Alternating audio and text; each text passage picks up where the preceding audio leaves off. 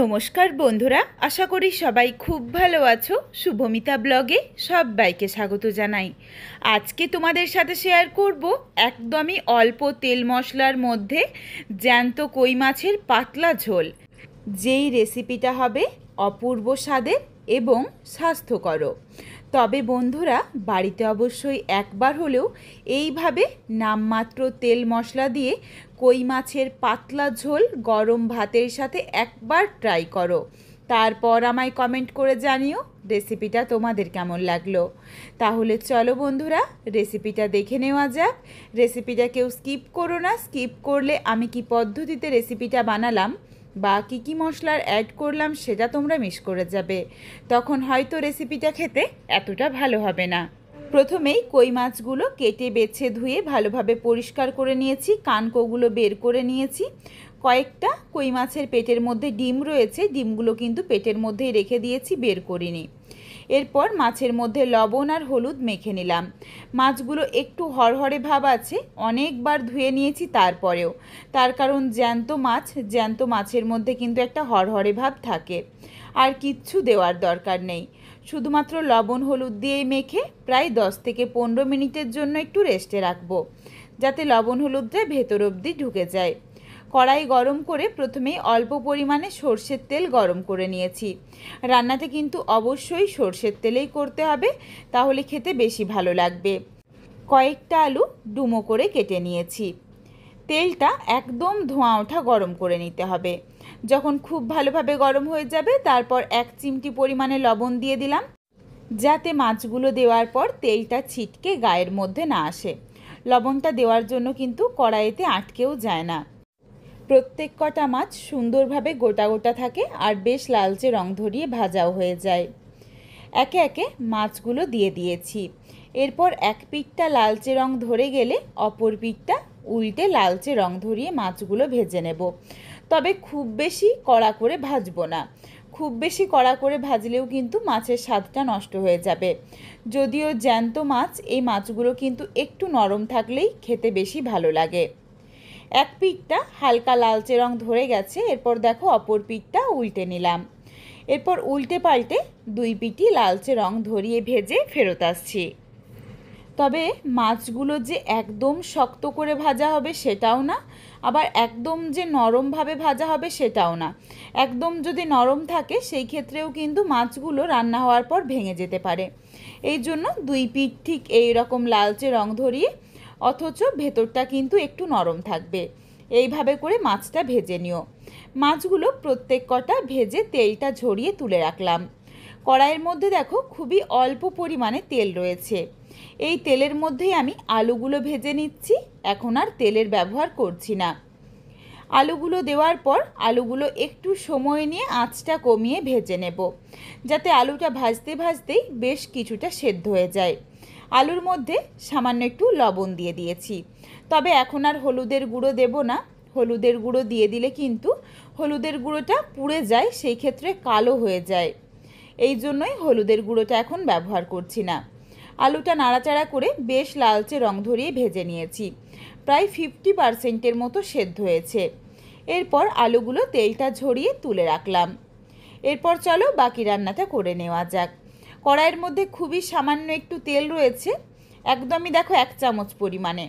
এর সাথে আমি আবারও 1 চামচ তেল অ্যাড করে নিয়েছি, সর্ষের তেল। এরপর ফোড়নে দিলাম সামান্য একটু তেজপাতা, 1 চিমটি পরিমাণে কালো জিরে। নাড়াচাড়া করে ফোড়নটা একটু ভেজে নিচ্ছি। আমার মনে হয়েছে এই রেসিপিটার সাথে কালো জিরে ফোড়নটা বেশি ভালো লাগবে। তোমরা চাইলে গোটা জিরে বা 5 ফোড়ন তোমাদের পছন্দ মতো যে কোনো ফোড়নের ব্যবহার করতে পারো। ফোড়নেই দিয়ে দিয়েছিলাম 2টো ফাটিয়ে নেওয়া পাকা লঙ্কা। লঙ্কাটা দিয়ে হালকা করে নাড়াচাড়া করে দিয়ে দিয়েছি ছোট্ট সাইজের একটা পেঁয়াজ কুচি। বন্ধুরা, তোমরা একটু মশলার পরিমাণটা দেখে নাও, আশা করছি তোমরা দেখেই বুঝতে পারবে খুবই অল্প কিন্তু মশলার ব্যবহার করছি।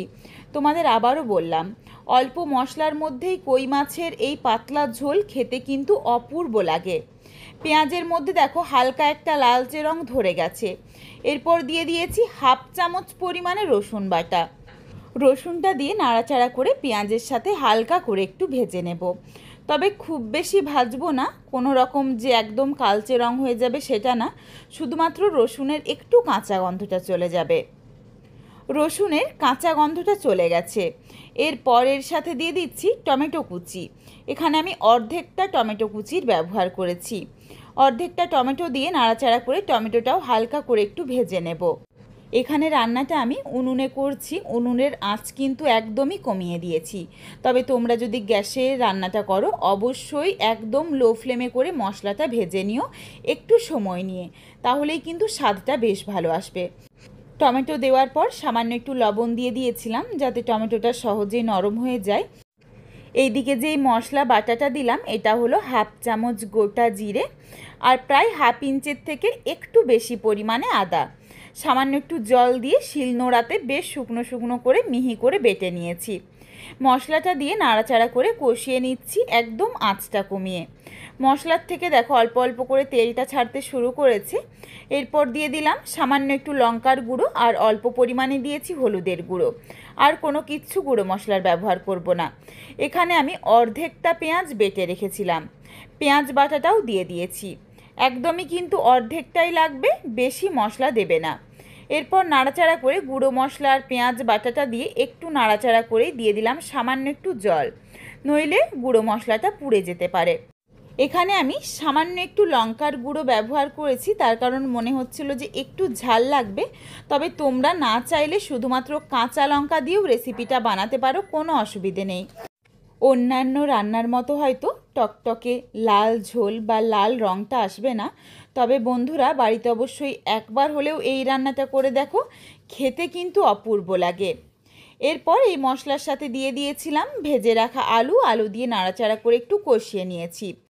এরপর এর সাথে এক বাটি জল দিয়ে দিলাম যাতে এই জলের মধ্যে আলুটাও সেদ্ধ হয়ে যায় আর মশলার সাথে আলুটা ভালোভাবে কষানো হয়ে যায়।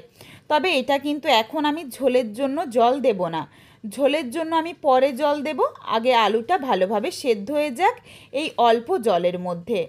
আঁচটা কমিয়ে বেশ কিছুক্ষণ সময় নিয়ে যেটুকু জল দিয়েছিলাম দেখো জলটা বেশ অনেকটা শুকিয়ে গেছে আর আলুগুলোও কিন্তু ভালোভাবে সুসেদ্ধ হয়ে গেছে।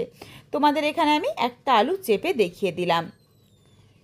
এরপর যেটুকু জল রয়েছে এই জলটাও কিন্তু আগে ভালোভাবে শুকিয়ে নিচ্ছি। সুন্দরভাবে দেখো জলটা শুকিয়ে গেছে আর খুব ভালোভাবে মশলার সাথে আলুটা কষানো হয়ে গেছে। এরপর এখানে আমি বেশ কিছুটা পরিমাণে জল দিয়ে দিচ্ছি। তোমরা যেমন ঝোল খেতে পছন্দ করো সেই বুঝে জলের পরিমাণটা দিয়ে নিও। তবে এখানে আমি তোমাদের যেটা বলেছি যে একটু পাতলা ঝোল করব, এই জন্য কিন্তু আমি জলটা একটু বেশি দিলাম। এরপর এই ঝোলটা ভালোভাবে ফুটে যাওয়া অবধি অপেক্ষা করব। সুন্দরভাবে দেখো টকবগিয়ে ঝোলটা ফুটে উঠেছে। এখানে আমি স্বাদ অনুযায়ী লবণ দিয়ে দিলাম আর সামান্য একটু চিনি দিয়ে দিচ্ছি, যদিও এখানে টমেটোর ব্যবহার রয়েছে যাতে টেস্টটা ব্যালেন্স হয়ে যায়। আর ঠিক এইভাবে ঝোলটা ফুটে ওঠার পরই দিয়ে দিতে হবে ভেজে রাখা মাছগুলো। খুব ভালোভাবে মিশিয়ে নিয়েছি।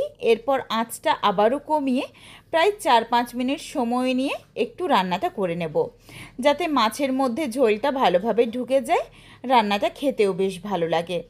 প্রায় 4-5 মিনিট হয়ে গেছে। এরপর দেখো এখানে আমি কয়েকটা আলু খুন্তিতে করে চেপে নিচ্ছি যাতে ঝোলটা একটু গাঢ় হয়ে যায়।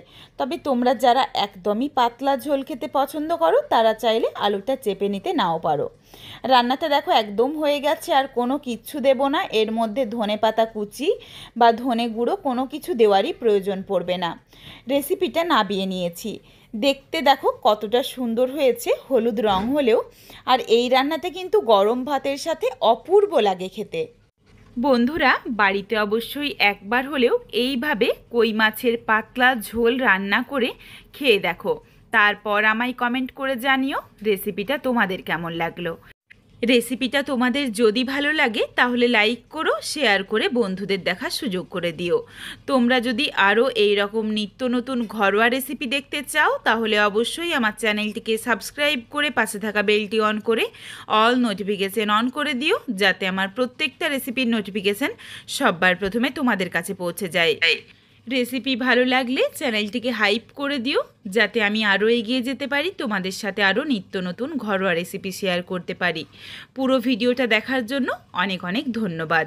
সবাই ভালো থেকো, সুস্থ থেকো।